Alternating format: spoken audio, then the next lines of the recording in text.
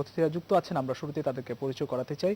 আছেন সুভাষ সিংহ রায়, সম্পাদক বাংলা বিচিত্রা ও রাজনীতি বিশ্লেষক, এবং যুক্ত আছেন ডক্টর আব্দুল লতিফ মাসুম, অধ্যাপক, সরকার ও রাজনীতি বিভাগ, জাহাঙ্গীরনগর বিশ্ববিদ্যালয়, এবং আছেন অ্যাডভোকেট হাসান তারিক চৌধুরী, আইনজীবী, সুপ্রিম কোর্ট। আছেন doctor Abul Hasnat Milton, chairman, foundation for doctor safety and rights, Australia থেকে যুক্ত আছেন। আপনাদের চারজনকেই স্বাগত জানাচ্ছি। প্রিয় দর্শক, আপনারা থাকবেন আমাদের সঙ্গে পুরো আলোচনায়। আমরা আলোচনা শুরু করার আগে আজ প্রকাশিত কয়েকটি পত্রিকা আমার হাতে রয়েছে, সেগুলোর শিরোনামগুলো শুরুতে জানিয়ে দিতে চাই। আমার হাতে আছে বাংলাদেশ প্রতিদিন। বাংলাদেশ প্রতিদিন প্রধান শিরোনাম করেছে, বিএনপিতে মামলার আসামি ৩৫ লাখ, লক্ষাধিক মামলা, বছর জুড়ে আদালতে ব্যস্ত নেতাকর্মীরা, আসামি খালেদা জিয়া থেকে তৃণমূল কর্মী। এবং আরো কয়েকটি শিরোনাম রয়েছে, রাশিয়ার সহযোগিতা চেয়েছেন প্রধানমন্ত্রী, আরো একটি পারমাণবিক বিদ্যুৎ কেন্দ্র হবে দক্ষিণাঞ্চলে। তৃতীয় ধাপের ইউপি ভোট নভেম্বরের শেষে। মিয়ানমার নিয়ে বাড়তি সতর্কতা, নতুন করে অনুপ্রবেশ ঠেকাতে ও ক্যাম্পগুলোর নিরাপত্তা বাড়াতে জোর প্রস্তুতি। রোহিঙ্গা ক্যাম্প থেকে আরসা সদস্য সহ গ্রেফতার ১২। মজুদ ৫ লাখ টন, তবু পেঁয়াজের বাজার নাজুক থাকার আশঙ্কা মন্ত্রণালয়ের। এ ছিল বাংলাদেশ প্রতিদিনের শিরোনাম। আমরা এবার কালের কণ্ঠ দেখে আসতে চাই। কালের কণ্ঠ শিরোনাম করেছে,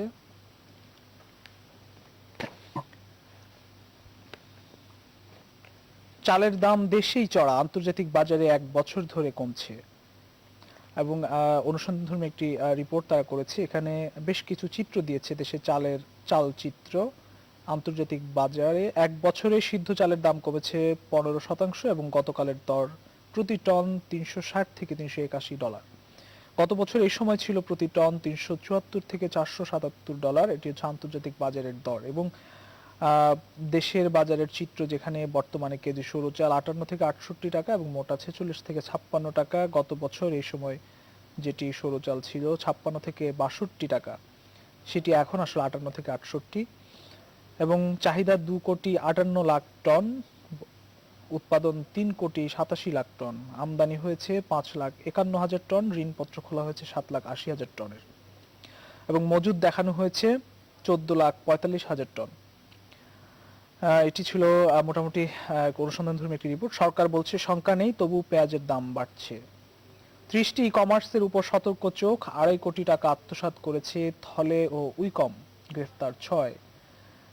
গত ২৪ ঘন্টায় গ্রেফতার হয়েছে। ভাঙা কুয়াকাটা রেলপথ নির্মাণ, খরচ ৪২,০০০ কোটি টাকা, ১৬০ কিলোমিটার গতিতে চলবে ট্রেন, ২০৩০ সালে যাওয়া যাবে কুয়াকাটা। মোটামুটি এই ছিল কালের কণ্ঠের শিরোনাম। এবং এই ছিল কালের কণ্ঠের শিরোনাম। আমরা ডেইলি সান দেখে আসতে চাই। ডেইলি সান শিরোনাম করেছে, 60 e-commerce sites listed for fraudulence, prime minister six Russian cooperation for second nuclear power plant. এই ছিল ডেইলি সানের শিরোনাম। আমরা আলোচনায় ফিরতে চাই, আমাদের সঙ্গে অতিথিরা যুক্ত আছেন। আমরা একটু কালের কণ্ঠের যে শিরোনাম আমরা দেখলাম সেটি ধরে যদি আমরা একটু আসি, আমরা সুভাষ সিংহ রায় জনাব আপনার কাছে একটু আসতে চাই। দেশে আসলে গত কয়েকদিন ধরে আমরা দেখছি যে নিত্যপণ্যের দাম বেশ ঊর্ধ্বগতি আমরা লক্ষ্য করছি। প্রতি বছরই একটা সময় আসলে আমরা আসলে দেখি চালের দাম, পেঁয়াজের দাম এটি আসলে বাড়ে। এটি গত বছর আমরা দেখেছি, তার আগের বছরও দেখেছি। এবার পেঁয়াজের দাম যেমন বাড়তির দিকে, একই সঙ্গে চালের বাজারটি অনেকটা বাড়তি। আসলে এটি একটি স্থিতিশীলতার নিশ্চয়ই দরকার। প্রতি বছরই বলা হয়ে থাকে বাজারগুলো একটি স্থিতিশীল পরিস্থিতি যেন বজায় থাকে। দাম আসলে হুট করেই বাড়ে, আবার হুট করেই নেমে যায় একটা সময় গিয়ে। কিছু সময় বছর কিছু সময় আসলে বাড়তি থাকে। কেন আসলে এমনটা হয়, নিয়ন্ত্রণ করা যায় না, মানুষ ভোগান্তিতে পড়ে, কি বলবেন আসলে? অসংখ্য ধন্যবাদ। সহকথক হিসেবে যারা যুক্ত আছেন সকলের প্রতি আমার শুভেচ্ছা, তাদের সুস্বাস্থ্য কামনা করছি। আমি প্রথমেই আমাদের বিশিষ্ট নাট্যজন ডক্টর এনামুল হক, যিনি প্রগতিবাদী রাজনীতির একজন ধারক ছিলেন, প্রকৌশল বিশ্ববিদ্যালয়ের সাবেক শিক্ষক, এবং নাট্যাঙ্গনে তার বিশাল বিশাল ভূমিকা রয়েছিল, তিনি আমাদের মাঝ থেকে চলে গেছেন। যদিও ৭৮ বছর বয়সে তিনি মৃত্যুবরণ করেছেন, হৃদরোগে আক্রান্ত হয়ে মারা গিয়েছেন, কিন্তু তিনি আমাদের জন্য অনেক কিছু রেখে গেছেন। যেই আত্মা দেহতে নাই, অর্থাৎ বিদেহী আত্মার আমরা শান্তি কামনা করছি। আমি আপনার প্রসঙ্গে যদি ছোট্ট করে বলি, মানুষের ক্রয় ক্ষমতার বাইরে যখন চলে যায় তখন সাধারণ নাগরিক হিসেবে নিশ্চয়ই আমার উৎকণ্ঠিত হওয়ার অনেক কারণ রয়েছে। এবং মানুষের জীবনমান উন্নয়নে বর্তমান সরকার অনেক অনেক পদক্ষেপ নিয়েছে, কিন্তু মাঝে মাঝে যখন এই সংবাদগুলো আপনার এই অনুষ্ঠান সহ বিভিন্ন অনুষ্ঠানে আলোচনা হয়, পত্রিকার শিরোনাম হয়, বিশ্লেষণ হয়, তখন আমাদেরকে আবার ভাবতে হয় গলতটা কোথায়। আপনিও কিন্তু আপনার পোস্টের ভিতরে গলতটার কথা খুঁজতে চেয়েছেন। আমিও মনে করি যে বাজার ব্যবস্থাপনার ত্রুটি আমাদের রয়ে গেছে, এবং যে প্রায় যে কথাটি বলে থাকি যে মধ্যস্বত্বভোগকারী এবং একটি চক্র সিন্ডিকেটের কথা আমরা শুনি। সবসময় কিন্তু শুনি, কিন্তু এটা দেখার দায়িত্ব কিন্তু যার, সেটা হচ্ছে বাংলাদেশ সরকারের। সরকারের বিভিন্ন সংস্থা রয়েছে, বাণিজ্য মন্ত্রণালয় রয়েছে, এবং অনেকগুলো সংস্থা ইতিমধ্যেই তৈরি হয়েছে বাণিজ্য মন্ত্রণালয়ে।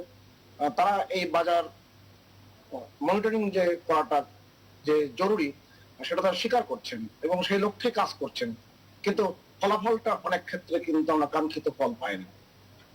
আর একটা ব্যাপার বলে রাখি, চালের দাম বৃদ্ধির সাথে যদি ধানের দাম, কৃষক যদি ধানের দামটা বেশি পায়, তাহলে কিন্তু আমাদের সাধারণ নাগরিক হিসেবে একটা স্বস্তির জায়গা থাকে। আমি চালের দাম বৃদ্ধির চেয়েও আমি যেটা মনে করি যে যেগুলো আমাদের দেশে উৎপাদন অনেক সময় একেবারেই খুব ভালো অবস্থায় হচ্ছে, উৎপাদন ক্ষেত্রেও কিন্তু অনেক সময় ত্রুটি দেখা দেয়, কিংবা সংরক্ষণের ক্ষেত্রে। যেমন পেঁয়াজ, প্রতি বছরই পেঁয়াজের একটা একটা নির্দিষ্ট সময় আপনি উল্লেখ করেছেন, কোন এক সময় হুট করে কিন্তু দামটা বেড়ে যায়। এই যে ব্যবস্থাপনা ত্রুটিটা রয়ে গেছে, এই ত্রুটিটা আমাদের সারিয়ে ওঠা দরকার, এবং প্রতি সময় আলোচনায় এটা ঠিকই আসে, সবাই এটা স্বীকার করেন, কিন্তু পরবর্তীতে এই ব্যাপারে খুব দৃঢ় পদক্ষেপ নেওয়া হয় বলে আমরা মনে করি না। আমাদের উচিত, সরকারের উচিত এই ব্যাপারে যথাযথ পদক্ষেপ গ্রহণ করা। যারা এই বাজারটাকে অস্থিতিশীল করতে চায়, নানান রকম স্বার্থ হাসিল করতে চায়, এদের বিরুদ্ধে ব্যবস্থা নেওয়াটা খুব জরুরি। এবং সেই কাজটা যদিও খুব সহজ নয়, এখন নানা কলা কৌশল তারা বের করেছে, এবং আপনি জানেন যে দুর্জনের কিন্তু ছলনার অভাব হয় না, তারা নানান ছলা কলার মধ্য দিয়ে এই কাজটি করে থাকেন। আমার মনে হয় আমাদের এই ব্যাপারে সরকারের কাছে আমরা জোর দাবি জানাই, এই ব্যাপারে যেন দৃঢ় পদক্ষেপ গ্রহণ করে। আসবো আপনার কাছে। আমরা একটু ডক্টর আব্দুল লতিফ মাসুম স্যার আপনার কাছে একটু আসতে চাই, এই বিষয়টি নিয়ে একটু জানতে চাই। প্রতি বছরই আসলে যে পণ্যগুলো ছাড়া মানুষের আসলে চলেই না, জীবনযাপন একদমই চলে না, আসলে সেই পণ্যগুলো আমরা বছরে একটা সময় দেখি হুট করে বেড়ে যায়, এবং সাধারণ ভোক্তা যারা আছেন সব শ্রেণী পেশার মানুষই আসলে ভোগান্তিতে পড়েন। এবং চালের কথাই যদি ধরি, চাল বাংলাদেশে পর্যাপ্ত উৎপাদন হয়, সেটিও কিন্তু দাম ধীরে ধীরে বেড়ে যায়, অনেক বছরে একটা সময় হুট করে বেড়ে যায়। আমরা অনেক সময় দেখি মধ্যস্বত্বভোগীর কথা বললেন জনাব সুভাষ সিংহ রায়, সিন্ডিকেটের কথা শুনি। সিন্ডিকেটের কাছে কি বারবার কেন অসহায়ত্ব প্রকাশ করতে হবে, বা এটি কেন নিয়ন্ত্রণ করা যায় না, ধরা যায় না, সেটি আমরা বারবারই আসলে এটি দেখি। আমরা গত বছর পেঁয়াজের কথা যদি ধরি, সেখানে আমরা দেখেছি যে আলু কিংবা পেঁয়াজ সেগুলো সিন্ডিকেট করে বা মজুত করে রাখার একটি প্রবণতা আমরা দেখেছি। অতিরিক্ত বাড়তি মুনাফার জন্য একটি চক্র কিন্তু রয়েই গেছে, সেটিকে ভাঙা যাচ্ছে না। কি বলবেন? আমি বিষয়টিকে দুটো ভাগে ভাগ করে কথা বলতে চাই। প্রথমত, একটা জনচরিত্র বা ন্যাশনাল ক্যারেক্টারের মতো স্থায়ী বিষয় আছে। আমরা অবাক হয়ে লক্ষ্য করি যে আমাদের জনচরিত্রে মূল্যবোধ, সততা, সাহস ইত্যাদির এতটাই কমতি, ঘাটতি হয়েছে যে কোনো কিছুই আর কোনো মানুষ বাধা মনে করছে না। পাশ্চাত্যে যারা জানেন, বহির্বিশ্বের খবর যারা রাখেন, তারা জানেন যে কোন একটি উৎসব, যেমন ধরেন আজকে পুজো উৎসব হচ্ছে, আমাদের ঈদ উৎসব ইত্যাদি সামনে রেখে পাশ্চাত্যে যদি হতো, তাহলে পরে ডিসকাউন্ট, দাম কমতে কমতে কমতে একটা সুন্দর স্তরে আসবে, গ্রহণযোগ্যতা, কম্পিটিশন হবে, দাম কমন। কিন্তু বাংলাদেশের জনচরিত্রটাই এমন, ওই যে মানে নিজেদের থুতু নিজেদের দিকে এখন নিক্ষেপ করছি আমরা। বাংলাদেশের সেই পুরনো আমলে, সেই ঐতিহাসিক আমল থেকে আমাদের জনচরিত্র সম্পর্কে যে কথা বলা হয়, লুবি, প্রতারক, আহ, নৈতিক মূল্যবোধহীন ইত্যাদি, সেই কথা এখনো আমাদের পুনরাবৃত্তি করতে ইচ্ছা করে যে একটি রাষ্ট্র বা সরকার ব্যবস্থা বা বিশেষত সমাজ এই যে নৈতিক যে অবক্ষয় ঘটেছে, লোভের যে মাত্রা দিন দিন আমাদের সকল সীমা অতিক্রম করছে, এটিকে আমরা অ্যাড্রেস করতে পারছি না। এটা প্রথম কারণ। দ্বিতীয় কারণ হলো রাজনৈতিক। আপনি জানেন যে যে কোনো সরকার যখন মানে ক্ষমতা থাকে তখন রাজনৈতিক দল তার প্রাধান্য পায়। তো এই যে মানে সুভাষ সিংহ রায় প্রকারান্তরে সিন্ডিকেটের কথা বলি, এই সিন্ডিকেট এমন একটি সিন্ডিকেট যে যারা সরকারকে প্রভাবিত করতে সক্ষম। সরকারের দৃশ্যমান আইন, দৃশ্যমান প্রয়োগ বা দৃশ্যমান প্রক্রিয়ার কিন্তু কোনো অভাব নেই, কিন্তু উপরে ফিটফাট, ভিতরে সদরঘাটের অবস্থা। অর্থাৎ যখনই একটা, যেমন ধরুন আপনার পেঁয়াজের কথা বলে, তো পেঁয়াজ তো এটা ভালো খবর যে পেঁয়াজ আমাদের বাংলাদেশে স্বাভাবিক উৎপাদনও যদি হয় তাহলে পরে আমাদের স্বয়ং সম্পূর্ণ হওয়ার কথা, এবং সে লক্ষণ এই খোঁজ খবর বেরিয়েছে। এখন পেঁয়াজ কৃষক উৎপাদন করে, সেই কৃষকের থেকে পেঁয়াজ মধ্যস্বত্বভোগীরা, সুভাষচন্দ্র যথার্থভাবেই মধ্যস্বত্বভোগীদের দিকে দৃষ্টি আকর্ষণ করেছে। এই মধ্যস্বত্বভোগীরা যে সময় পেঁয়াজের দাম বা পেঁয়াজের বিক্রি হওয়ার প্রচুর সম্ভাবনা, সেখানে সেগুলো গুদামজাত করে, সেগুলো তারা আড়াল করে, এটি কৃত্রিম ভাবেই দাম বাড়িয়ে। স্যার, উৎসব আসলে আসলে আমরা উৎসব আসলে কিন্তু আমরা দেখি এই জিনিসগুলোর নিত্য পণ্যের দাম বাড়াতে। এখন পূজা চলছে, ঈদে কিংবা যে কোনো উৎসবের সময় আমরা দেখি মানুষের ভোগান্তি কিন্তু এই সময়টাতে সবচেয়ে বেশি হয়, এবং এই সময়টা আমরা কিন্তু এই সিন্ডিকেট গুলো আমরা ভাঙতে পারছি না। নিয়ন্ত্রণ হওয়ার থাকার কথা, বাজার কেন পারছি মনিটরিং না করা। কি মনে হয় আপনার কাছে? যেমন মধ্যস্বত্বভোগীদের কথা বলা হয়েছে, ভোক্তা অধিকার ফোরাম হয়েছে, এই যে বিভিন্ন, এমনকি স্থানীয় সরকারগুলো, সেই স্থানীয় সরকারগুলো তো তাদের নাকের ডগায় কারা পেঁয়াজ গুদাম করে আর কারা পাচার করে এগুলো তো তাদের অগোচরে হওয়ার কথা না, অথচ তারা নিষ্ক্রিয়। তারা বলা হয় যে প্রতিটি স্তরে ভাগ বাটোয়ারা হয়, এবং এই ভাগ বাটোয়ারার অসম্ভব কষ্টের শিকার হই আমরা সাধারণ জনগণ। জি, আপনার কাছে আসবো আমরা। অ্যাডভোকেট হাসান তারিক চৌধুরী, আপনার কাছে একটু আসতে চাই, আজকে ই কমার্স নিয়ে আসলে একটু কথা বলতে চাই। কারণ হচ্ছে বেশ প্রায় দু মাসের বেশি সময় হয়ে গেছে ই কমার্স যেসব প্রতিষ্ঠানগুলো রয়েছে এগুলোর বিরুদ্ধে ব্যবস্থা নিতে দেখছি। আসলে এই পর্যন্ত প্রায় 26টি ই কমার্স প্রতিষ্ঠানের বিরুদ্ধে ব্যবস্থা নেওয়া হয়েছে, এবং গত 24 ঘন্টায় 6 জনকে গ্রেফতার করা হয়েছে। এদের নামগুলো আসলে খুবই অবাক করার মতো, এবং যেমন থলে, উইকম, এই ধরনের নাম, আসলে ধামাকা, এই ধরনের নামগুলো ব্যবহার করছে এরা। এরই মধ্যে আসলে প্রায় 1000 কোটি টাকার বেশি আসলে এর মধ্যে আত্মসাৎ করেছে সব প্রতিষ্ঠান। আজকে 30টি কমার্সের উপর সতর্ক চোখ রাখছে, এই ধরনের একটি খবর আমরা দেখলাম। সিআইডির পক্ষ থেকে বলা হয়েছে, এবং 60টি কমার্স প্রতিষ্ঠানকে নজরদারিতে রাখা হয়েছে, আরো 60টি। এবং বাণিজ্য মন্ত্রী কিন্তু বলেছেন শুক্রবার যে এইসব প্রতিষ্ঠানে যে আত্মসাৎ, যাদের টাকা আত্মসাৎ হয়েছে এবং যারা প্রতারিত হয়েছে, তার দায় কিন্তু সরকার নেবে না আসলে। তাহলে আসলে দায়টা কারা নেবে? নিয়ন্ত্রণকারী কর্তৃপক্ষ তো আসলে সরকারের মধ্য থেকে, সেখানে দায়টা কারা নেবে আসলে? তাহলে যেসব প্রতিষ্ঠানগুলো এখনো রয়ে গেছে, শতাধিক প্রতিষ্ঠান কিন্তু রয়ে গেছে, তারা কি এই কথার মধ্যে দিয়ে সুযোগ পাবে কিনা? ধন্যবাদ।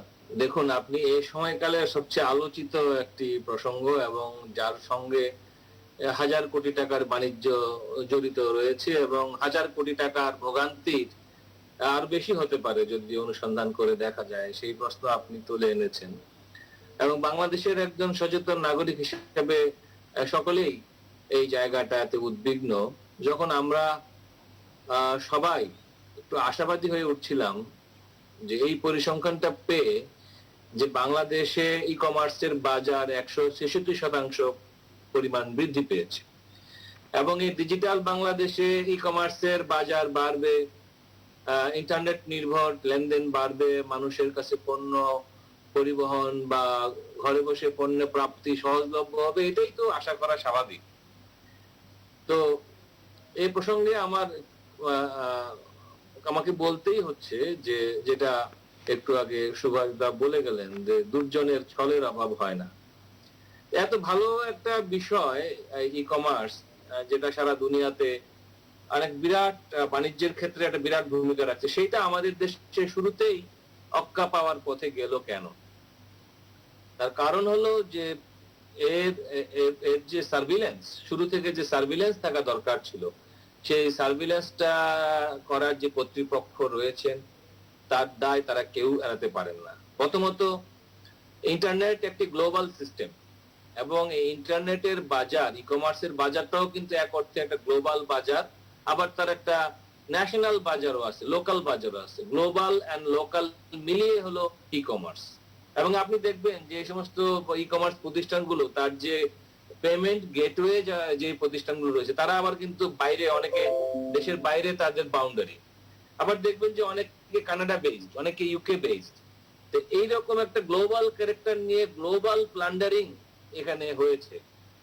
আলটিমেটলি শেষ বিচারে ভুক্তভোগী হয়েছে, লোভের বশবর্তী হয়েই বলেন, বিজ্ঞানের দ্বারা প্রলুব্ধ হয়েই বলেন, যে কোনো ভাবে হোক, যারা রাতারাতি বেশি মুনাফা করতে চেয়েছে, লাভবান হতে চেয়েছে, অফার, ধামাকা অফার ইত্যাদি অফারে যারা ভেসে গিয়েছে, সেই গড্ডালিকা স্রোতের যাত্রীরা অনেকেই আহত হয়েছেন, ক্ষতিগ্রস্ত হয়েছেন, তারা এখন মানববন্ধন করছেন রাজপথে। এই তো চিত্র।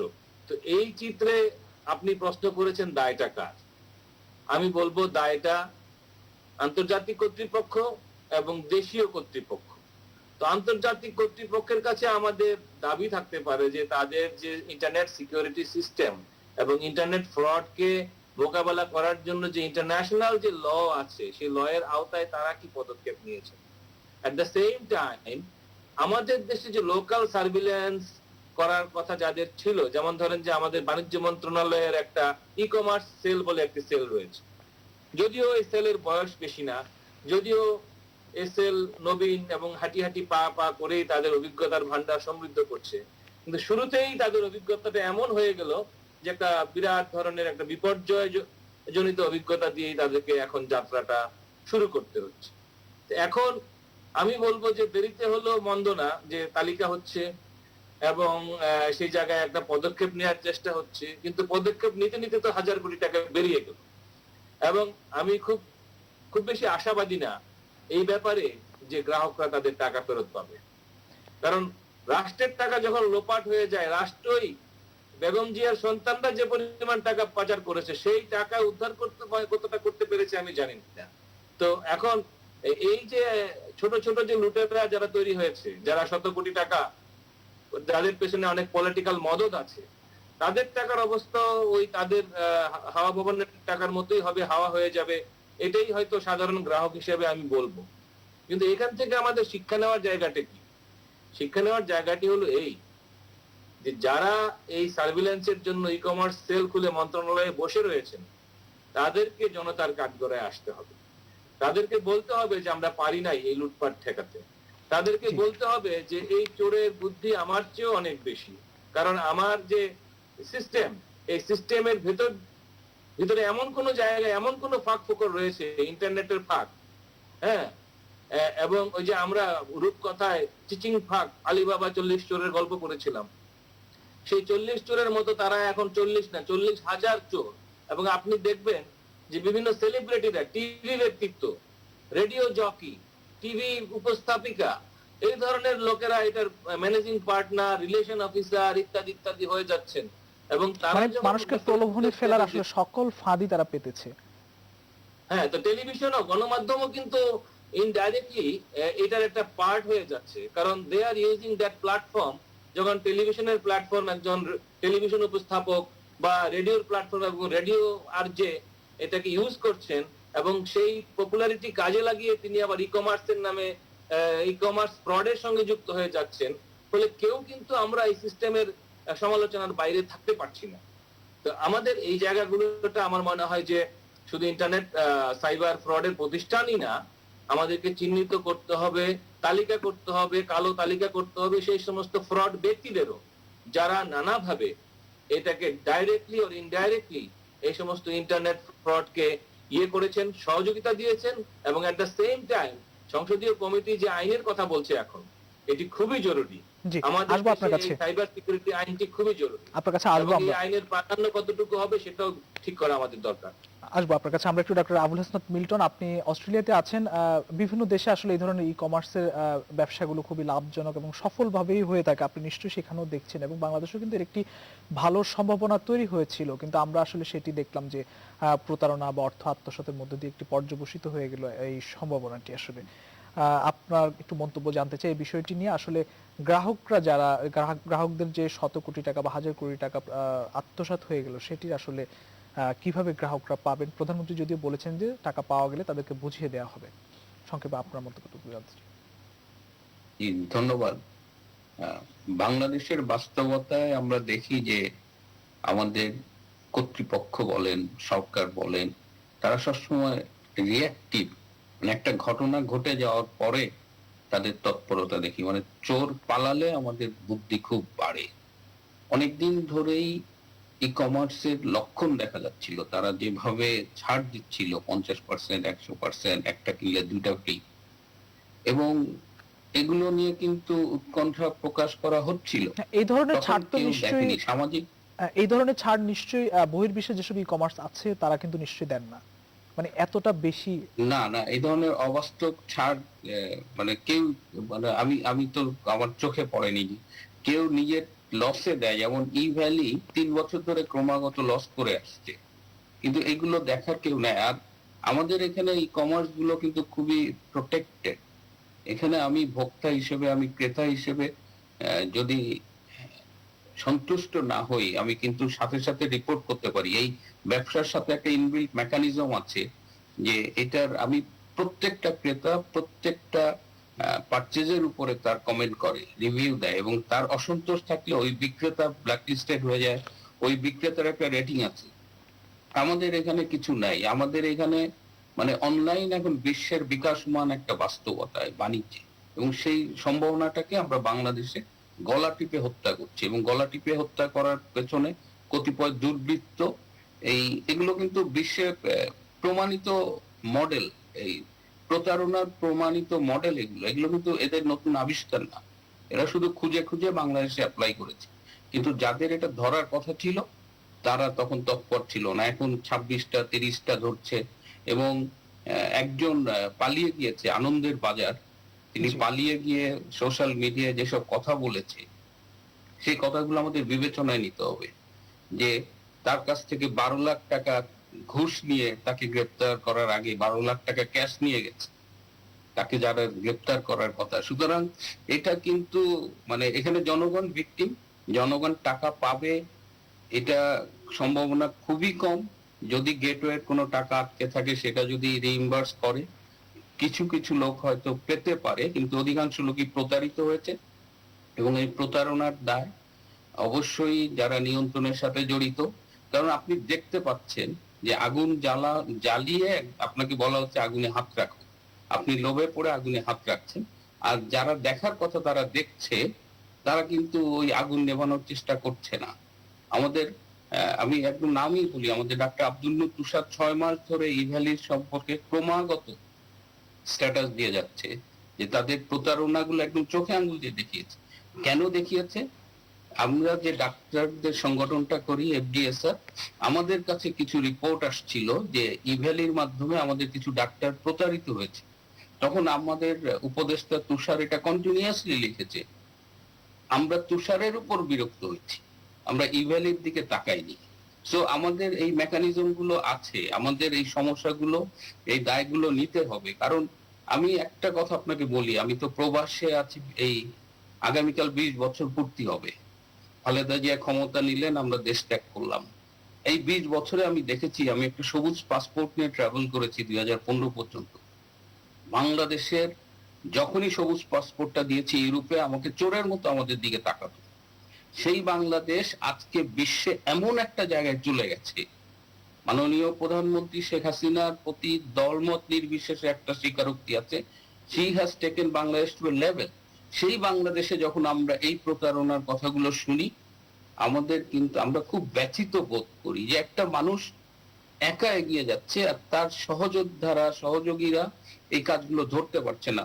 কোনো চুরির নতুন কোনো ইনোভেটিভ আইডিয়া নিয়ে করা হয়নি, সবই বিশ্বের প্রমাণিত জি, আমরা একদম প্রতারণার শেষ মডেল পর্যায়ে আছি। বাংলাদেশে অ্যাপ্লাই করা হয়েছে।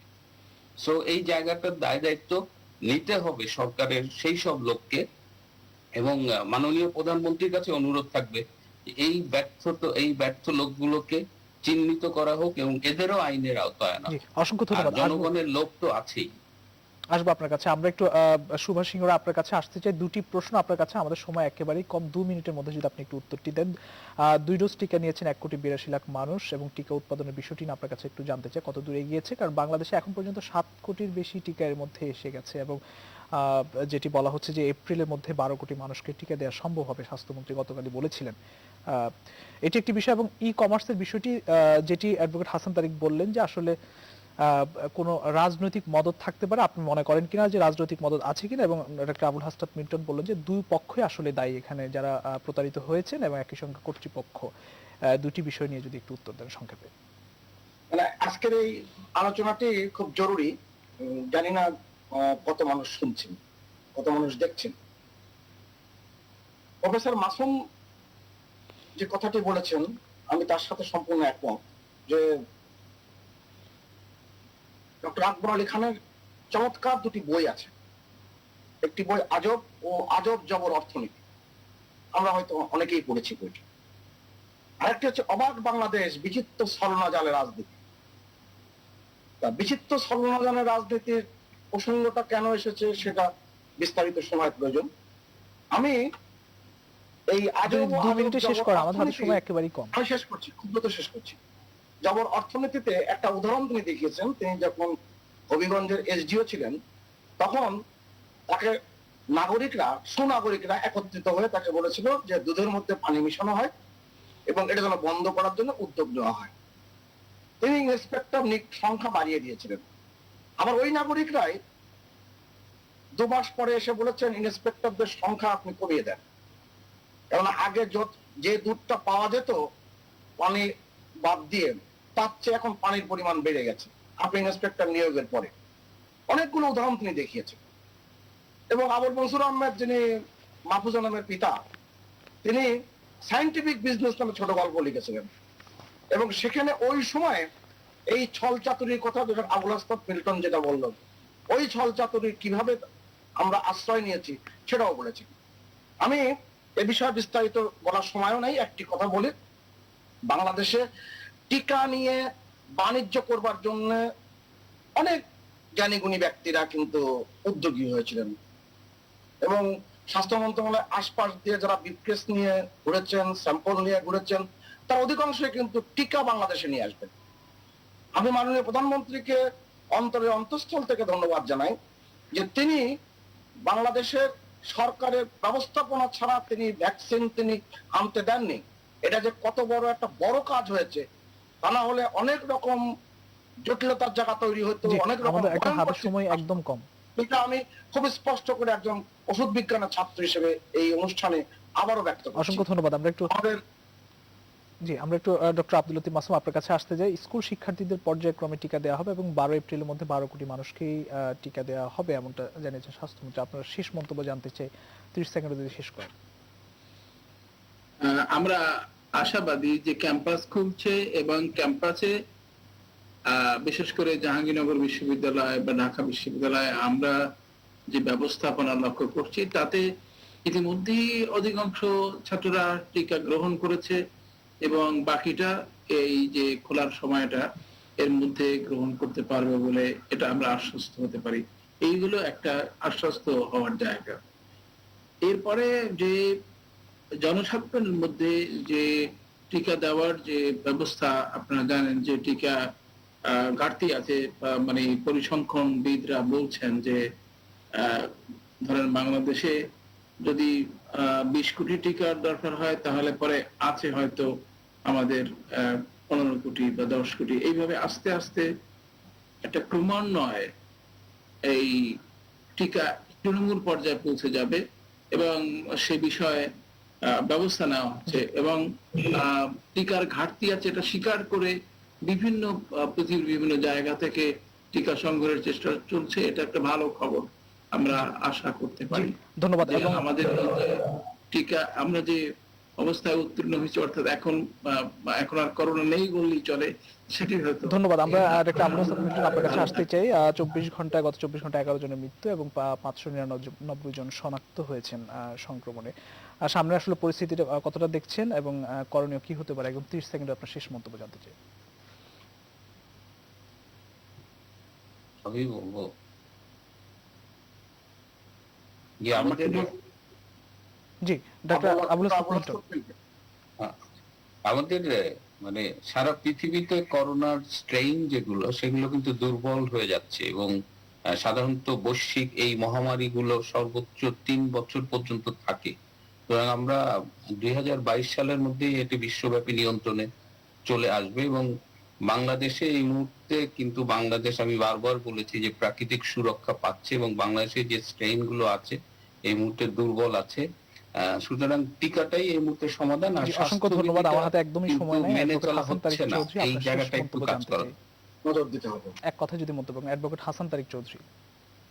আমার শেষ মন্তব্য হলো এই, যে স্ট্রেন যত দুর্বলই হোক, টিকা যত ভালোই হোক, জনগণের সচেতনতার প্রয়োজনীয়তা এখনো শেষ হয়ে যায়নি এবং এর জন্য পর্যাপ্ত ব্যবস্থা নেওয়া দরকার। অসংখ্য ধন্যবাদ আমাদের সঙ্গে যুক্ত থাকার জন্য সুভাষ সিংহ রায়, ডক্টর আব্দুল লতিফ মাসুম, অ্যাডভোকেট হাসান তারিক চৌধুরী এবং ডক্টর আবুল হাসান মিল্টন। আপনাদের চারজনকে আবারও ধন্যবাদ জানাচ্ছি। প্রিয় দর্শক, নিউজরুম সংলাপ আজ এখানে শেষ করছি। আবার দেখা হবে আগামীকাল একই সময়। সবাই ভালো থাকবেন।